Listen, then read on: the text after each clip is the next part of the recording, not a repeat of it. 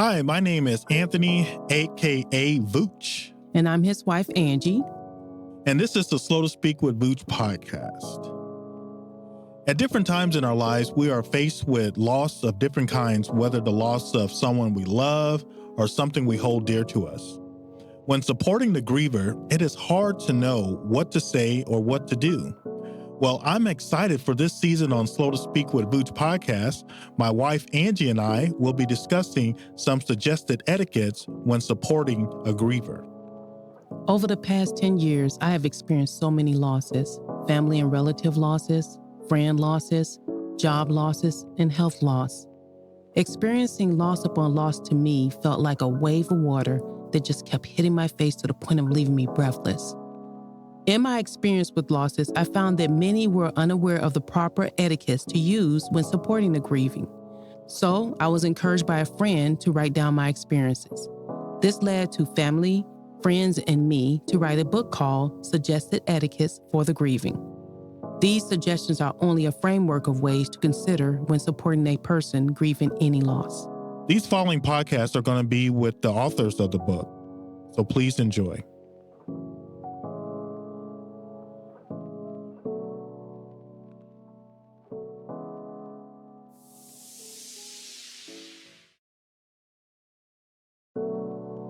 Hi, my name is Anthony, aka Vooch. And I'm his wife, Angie.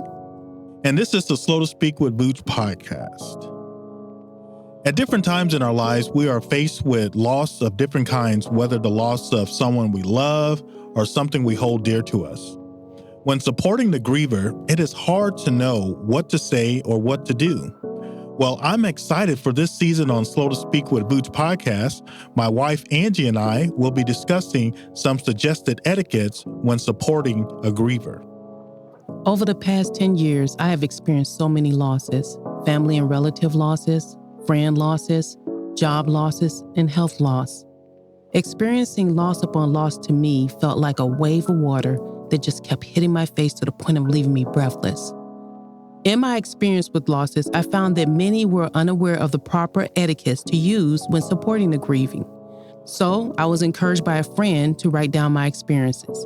This led to family, friends, and me to write a book called Suggested Etiquettes for the Grieving. These suggestions are only a framework of ways to consider when supporting a person grieving any loss. These following podcasts are going to be with the authors of the book, so please enjoy.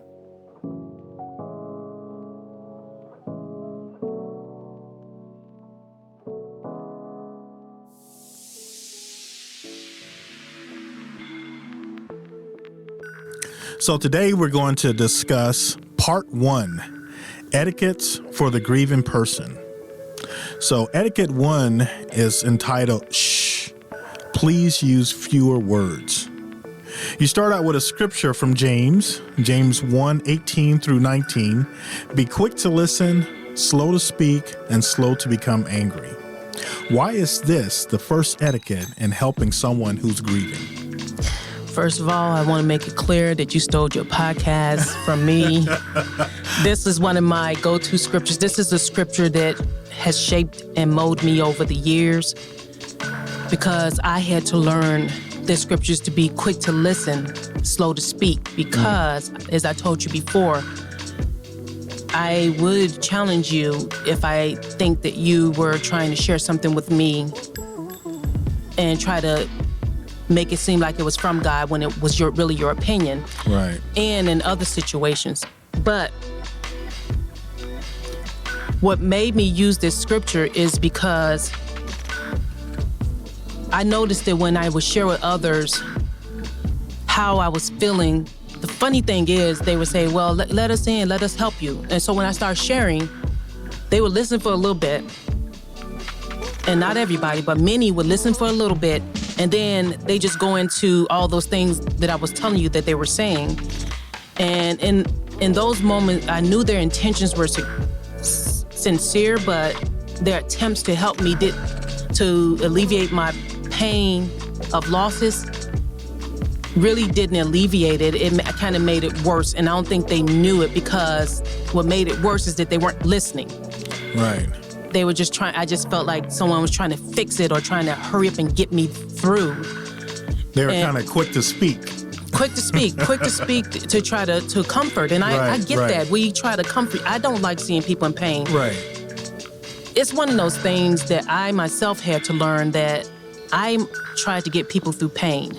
But then when I start experiencing it and all that pain and those emotions that come along with the losses, I started noticing, like, girl, shut up. Just listen. And that's what I honestly want to name the first etiquette, shut up. But I know it's a cuss word to certain kids. And in my grieving mind, that was the words that was coming to my mind. Just shut up. Just, you asked me to share, just shut up. And the way they, quote unquote, listened actually made me feel misunderstood. Because I tried to verbalize my pain, but I was often told how I should be dealing with my pain.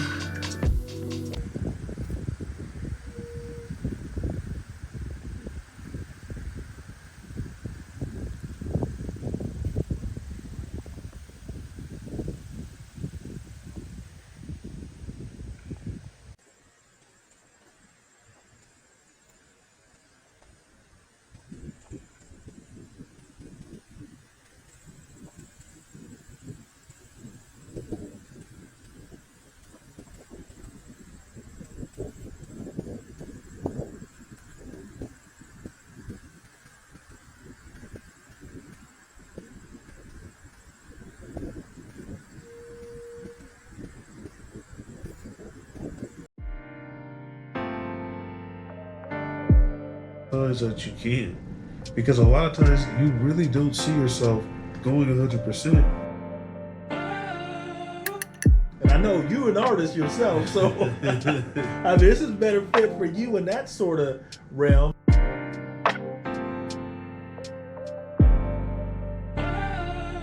You know, I really love this, but what does that actually look like?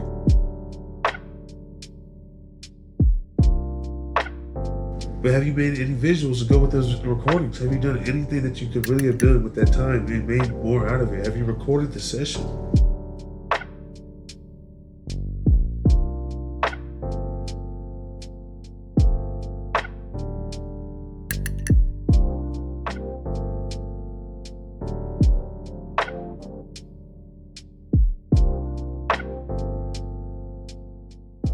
And that actually led me to stuffing it more, because I was already feeling like I wasn't doing things the right way. I felt shameful that I wasn't handling my pain good enough or the way that would please God. So when someone would cut me off and try to tell me, well, actually you shouldn't feel that way, because I actually had someone who said I shouldn't feel a certain way because they didn't get a chance to bury their parent like I did. And because they were too far away from them. And I'm like, loss is a loss. Right. Even when someone comes to me today and they say, well, I know you experienced a lot more loss than mine, so this may be nothing, like minimizing that pain. And I was just like, okay. Now, was this like also in the church and out of the church? This came from church, work, friends, family, all over. It was just so hard. And I am talking from a grieving mind. So it could have been so much better than what I'm saying. But I'm talking from a grieving mind, a mind of full of so many emotions of shame, guilt, and all that stuff. And so when someone cut me off and just started talking about what they thought should happen, or start talking about their problem, or start talking about what they feel is the best way of dealing with it, or how they saw someone else deal with it better, I was like, okay, you're not really trying to listen. And I just felt even more alone, because it felt like others were either trying to avoid me or they were trying to fix me, and they didn't seem to want to support me and deal with my multiple losses, because it was weird for them. Right. It seemed like they were trying to make themselves feel better. Right. And I'm like, okay, I'm sorry, this is more painful for you than it is for me. So I just stopped talking. How important is it to be an active listener, especially during this time? I don't know if this applies to all grievers, but I felt that I was not being heard or understood. And like I told you before, I just put up a wall to stop the pain from being worsened. Anything someone said to me they seemed to have an agenda. Or when somebody tried to serve me or help me, I couldn't trust it because I knew it would be short-lived. Right. Like, let me hurry up and serve you. Okay, I did my part. But the grieving don't last for a week as you're burying your person. It doesn't last for a month. It can go on for years. So I knew it would be short-lived. So I'm like, okay, thank you for the help you did now. I don't want to get used to it. And then it seemed like tactics to fix me or get me back to my old self. And that's a whole new book, to be honest, about grievers, because when a griever experience, from what I've noticed and what I've observed and what people have told me, once you lose someone, especially somebody of great significance in your life, it's like you don't go back to your old self sometimes. Right. Most of the time, you don't go back to your old self that I learned of, because it changes your life in so many ways. My mother was my major advisor when it comes to the Bible, when it comes to the workplace, when it comes to a lot of things. She was one of my major advisors. That was a major loss for me. And of course, other family members had other things, but that's just an example. But the main thing I try to remember, and especially in this book, is to make sure that when you're actively listening, you're also listening to make sure that if you need to stand down and ask them and then say, hey, you probably need to see a therapist, because we cannot fix anybody. We cannot help anybody. I'll be very honest with you. Sometimes when people said things to me, it didn't matter what they said. So the person who told me to write this book, she was actually asking me to go to a therapist at first. And with us being in a small town, I found that most people in this town talk a lot to each other. And when I worked at my last place that I worked at an internship, I found that there was a lot of gossip that goes on when people go visit the clinics around here. So I didn't trust it. So I know that there are online therapists and other things that people can go to. And the one she was telling me to go to was a good one. But the book wound up being my therapy. Gotcha. I mean, to be honest with you, for me, it was kind of hard, seeing you go through all of this. I know us driving up there and just me trying to, support. A lot of times I didn't know what to say. I just listened.